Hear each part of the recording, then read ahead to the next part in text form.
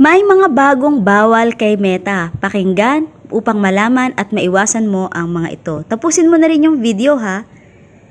Una, ang bawal sa kanya ay mag-comment ng sticker and autotype. Ito yung mga sticker na matang may puso or yung matang umiiyak habang tumatawa at marami pang iba. Autotype naman, thank you so much, you're welcome, at marami pa ring iba. So wag mo nang i-comment yan, mag-type ka na, magsipag ka na. Kasi pag kinoment mo yan, mababawasan ang ratings mo, hindi ng video ng kinomentan mo. Pangalawa ay flood react. Wag mag-flood react sa Reels. Basta ka na lang like and react, thumbs up, bawal na yon kay Meta. Tandaan, ratings mo ang babagsak, hindi sa kinomentan mo. And bawal ang count me in, follow to follow, or follow me back. At panghuli, bawal panoorin ang sariling video. Kaya kung napapansin mong bumababa ang ratings mo, dahil yan sa mga maling ginagawa mo. Kaya iwasan mo na ang mga ito kung gusto mong maging green ang dashboard mo.